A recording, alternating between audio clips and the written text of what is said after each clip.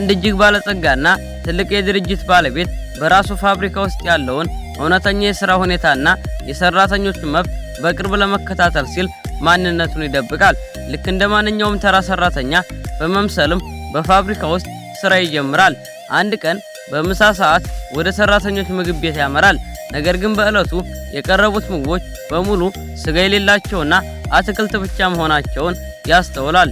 የድርጅቱ ባለቤት የምግብ ማብሰያ ክፍሉን ኃላፊ ጠጋ ብሎ አንድ የዶሮ እግር እንዲሰጠው ቢጠይቅም ኃላፊው ግን በቁጣና በትዕቢት ተሞልቶ ምንም አይነት ስጋ እንደሌለ ይነግረዋል።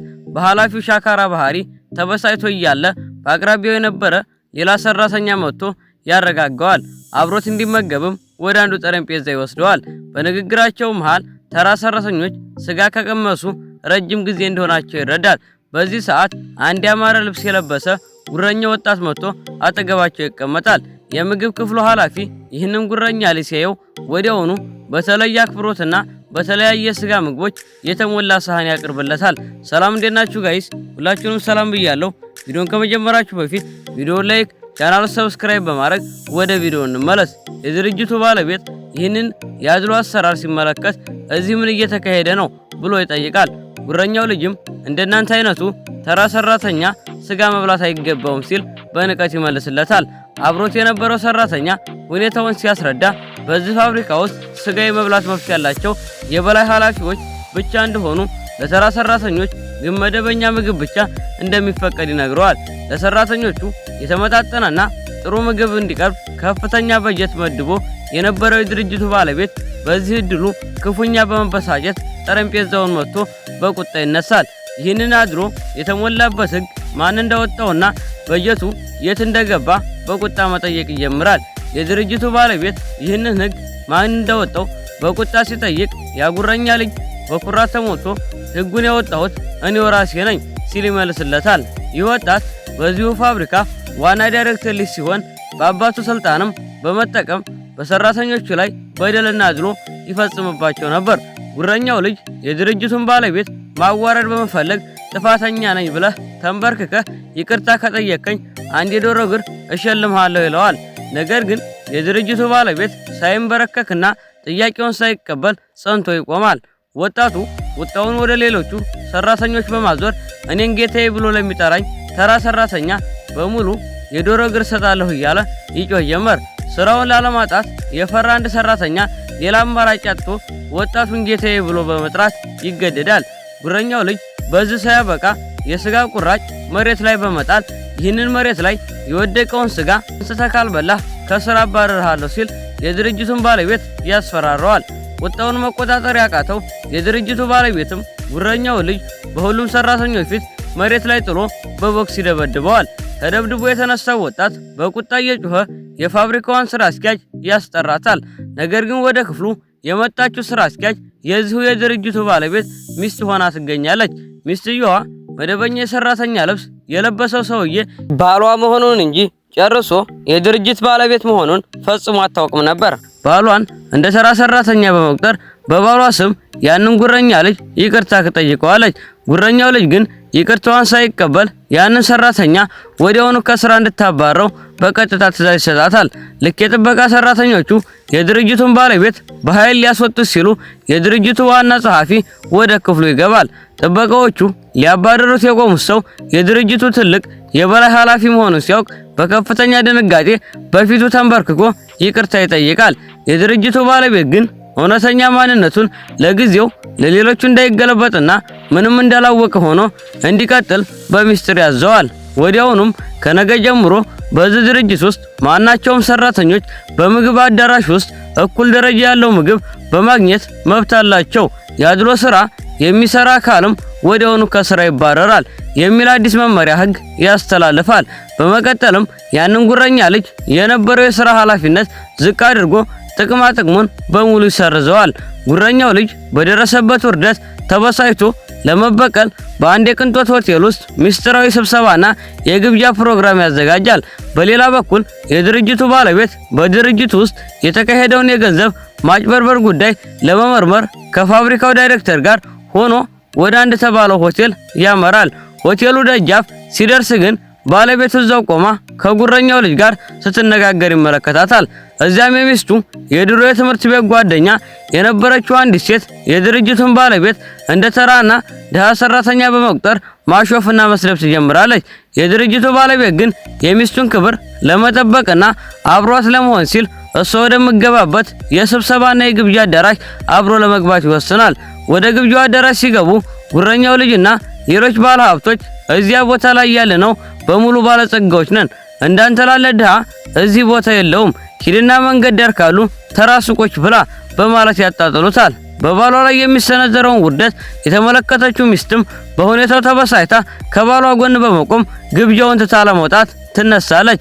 ነገር ግን ሌላኛው ባለሀብት ሚስቱን ይዞ ከጉረኛው ልጅ ጋር አጠገቡ እንድትቀመጥ ሊያስገድዳትና ሊጎትታት ሲሞክር ግን የድርጅቱ ባለቤት በከፍተኛ ንዴት የሰውየውን እጅ ይዞ ያስቆመዋል። ጉረኛው ልጅ በትዕቢት ተሞልቶ ይህንን የተከበረ አዳራሽ ለክብሩ ሲል እሱ ራሱ እንዳስያዘው ይናገራል። የድርጅቱ ባለቤት ግን ይህ ክፍል የሆቴሉ ምርጥ ክፍል አይደለም፣ ከሁሉም በላይኛው ፎቅ ላይ የሚገኘው ልዩ የአትክልት ስፍራ አዳራሽ ነው ትልቁና ውዱ ክፍል ሲል ያጋልጠዋል። ጉረኛው ልጅ የበላይነቱን ለማሳየት ሲል ስብሰባውን ወዲያውኑ ወደዛ ክፍል ለመቀየር ይወስናል። ነገር ግን የሆቴሉ አስተናጋጅ ወደ ክፍሉ መጣ ይህ ክፍል የሚፈቀደውና የሚከፈተው ለድርጅቱ ዋና በላይ ኃላፊ ብቻ ነው ስትል ትገልጻለች። ወጣቱ ሰራተኛዋ እየዋሸች እንደሆነ በመናገር በሩን በራሱ የጣት አሻራ ለመክፈት ደጋግሞ ቢሞክርም የደህንነት ስርዓቱ ፍቃድ አልሰጠውም። በሩን በኃይል ረግጦ ለመክፈት ሲሞክርም በሩ መለስተኛ የኃይል ግፊት መልሶ ስለሚገፋው ጉረኛው ልጅ ሚዛኑን ስቶ በቀጥታ በድርጅቱ ባለቤት እግር ስር መሬት ላይ ይወድቃል። ጉረኛው ልጅ ከመሬት ተነስቶ በንዴት አንተስ ብትሆን ይህን በር መክፈት ትችላለህ ሲል ይገዳደረዋል። የድርጅቱ ባለቤትም ወደ በሩ ጠጋ ብሎ በሩን ለመክፈት ሲሞክር ሚስቱ ትይዘዋለች። ምክንያቱም ይህ ሰው የድርጅት ባለቤት አልመሰላትም ነበር። የጣት አሻራውን ሲያስነካ በሩ ወዲያውኑ ይከፈታል። እዚያ የነበሩት ሰዎች በሙሉ በከፍተኛ ድንጋጤ አፋቸውን ከፍተው ይቆማሉ። ወደ ልዩ የክፍል ግብዣው ከገቡ በኋላም የድሮ የትምህርት ቤት ጓደኞቿ አሁንም የድርጅቱን ባለቤት ማሾፍና ማናደድ አይተውም። ለሚስቱ ከዚህ ባልሽ ጋራ ተፋተሽ ይህንን ባለሀብት ወጣት ብታገቢ ይሻልሻል በማለት ይመክሯታል። በሚስቱ እጅ ላይ ያለውን ቀለበትም የውሸት ነው በማለት ያፌዙበታል። እውነታውን ለማረጋገጥ ሲባል ጉረኛው ልጅ እዛው የነበረውን የጌጣጌጥ ባለሙያ ቀለበቱን እንዲመረምር ያዘዋል። ማናጀሩ ቀለበቱን መርምሮ ሲጨርስ ግን እጆቹ በድንጋጤና መናወጥ ይጀምራሉ። ቀለበቱ $8 ሚሊዮን የሚያወጣና በመላው ዓለም ላይ በጣም በጥቂት ብቻ የተመሰረተና እውነተኛ እጅግ ውድ ቀለበት መሆኑን ያውጃል። የድርጅቱ ባለቤት ግን እውነተኛ ማንነቱን አሁንም ለመደበቅ ሲል የቤተሰቦችን ቤት ሸጬ ነው የገዛሁት በማለት ይዋሻታል። ጉረኛው ልጅ ለአንድ ቀለበት ተብሎ ይህንን ያህል ዋጋ መክፈል ሞኝነት ነው፣ እኔ ለአንድ ድግስ ብቻ $500,000 የሚያወጣ የዓለም ምርጥ የምግብ ዝግጅት ነው ያዘዝኩት በማለት አሁንም ጉራውን ይነፋል። በዚህ መሃል አንዱ የክፍል ጓደኛ በሆቴል ውስጥ $800,000 የሚያወጣ እጅግ የላቀና ውድ የሆነ ሌላ ልዩ ምግብ እንዳለ ታስታውሳቸዋለች። እውነት ባለ ሀብት ከሆንክ ይህንን ምግብ አዘህ ጋብዘን ስትል ትገዳደረዋለች። የድርጅቱ ባለቤት ያለምንም አንገራገር ወዲያውኑ በሐሳቡ ይስማማል። በዓለም ላይ ይህንን ልዩ ምግብ ለመመገብ እድሉን ያገኙት ጥቂት ሰዎች ብቻ ሲሆኑ የጉረኛው ልጅ አባት እንኳን ይህንን ለማዘዝ በአንድ ዓመት ሙሉ የጥበቃ ዝርዝር ላይ መቆየቱን ወጣቱ ይናገራል። ነገር ግን በድንገት የሆቴሉ አስተናጋጆች $800,000 የሚያወጣውን ውድ ምግብ ይዘው ወደ ክፍሉ ይገባሉ። ምግቡ ሲመጣ ጉረኛው ልጅ በትዕቢት ተሞልቶ አባቴን የዚህ ድግስ ላይ መሆኔን አውቆ አስገራሚ ስጦታ አዞልኛል በማለት በድጋሚ ጉራውን ይነፋል። በዚህ ጊዜ የድርጅቱ ባለቤት የሆቴሉን ማናጀር ጠርቶ ይህ ምግብ ለማን የመጣ ነው? ለሁሉም ግለጽ ይለዋል። ማናጀሩም ይህ ምግብ የመጣው ለድርጅቱ ባለቤት ለሚስትየዋ ሲሆን እውነቱን ይናገራል። ይህንን ሲሰሙ ጉረኛው ልጅ ጨምሮ ሁሉም ሰው በከፍተኛ ድንጋጤ አፋቸውን ይከፍታሉ። የሆቴሉ ባለቤት የድርጅቱን ባለቤት ከባለቤቱ ጋር እዚያ ሆቴል ውስጥ እንዳለው ለሱ ክብር ሲል ይህንን ውድ ምግብና መጠጥ በስጦታ መልክ እንደላከው ይገለጣል። ከዚህ በኋላም የሆቴሉ ማናጀር የድርጅቱን ባለቤትና ሚስቱን ወደ አንድ ዋናውና የተከበረው የፊት ለፊት ወንበር ላይ እንዲቀመጡ ያደርጋቸዋል። ጉረኛው ልጅ ግን ወደ ሌላ ተራ ቦታ እንዲቀየር ያዘዋል። ማናጀሩ እጅግ ውድና ለረጅም ዓመታት ቆዩ ልዩ የወይን ጠጅ አምጥቶ ለድርጅቱ ባለቤት ያበረክታል። የክፍሉ ጓደኞችም በሙሉ ይህንን ውድ ወይን ለመቅመስ ፈልገው ብርጭቋቸውን ይዘው ቢለምኑትም የድርጅቱ ባለቤት ግን ወይኑን በሙሉ እዚያው መሬት ላይ ያፈሰዋል። ለነሱ አንድ ጠብታ እንኳን አልሰጣቸውም ነበር። ከዚህ በኋላ የድርጅቱ ባለቤት ለጥቂት ጊዜ ወደ መጸዳጃ ቤት ሲሄድ ጉረኛው ልጅ እድሉን ተጠቅሞ በሚስትየዋ አጠገብ በመሄድ ወይን እንድትጠጣ በከፍተኛ ሁኔታ ይጫጫናታል። ሚስትየዋም ግፊቱን መቋቋም አቅቷት ሙሉ በሙሉ ሰክራ ጠረጴዛው ላይ ትወድቃለች። የድርጅቱ ባለቤት በሰዓቱ ተመልሶ በመምጣት ጉረኛው ልጅ ሊያደርስባት የነበረውን ጥቃት ያከሽፍበታል። ጉረኛው ልጅ በድጋሚ የአባቱን ስም እየጠራ ሊያስፈራራው ቢሞክርም የድርጅቱ ባለቤት ግን የአባቱን የፋብሪካው ዳይሬክተር ወደ ክፍሉ በመምጣት በጥግግት ይጠባበቅ ነበር። የወጣቱ አባት ከሌላ ከፍተኛ ባለስልጣናት ጋር ወደ ክፍሉ ይገባሉ። አባትየው ልጁ የድርጅቱን ባለቤት እየሰደበና እያዋረደው መሆኑን ሲመለከት ክፉኛ ይደነግጣል።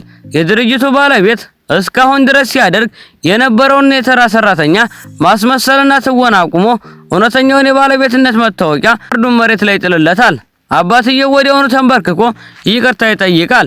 በተጨማሪም ከዳይሬክተሩ ጋር የመጣው ባለስልጣን የአባትና የልጅን ሙስና የሐሰት ሰነዶች የያዘ ፋይል ያመጣል።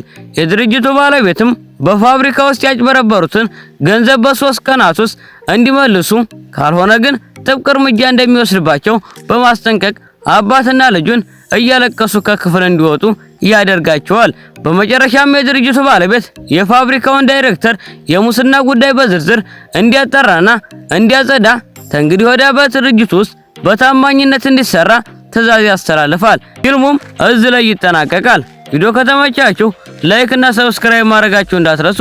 በድጋሚ በሌላ ቪዲዮ እስከምንገናኝ መልካም ቆይታ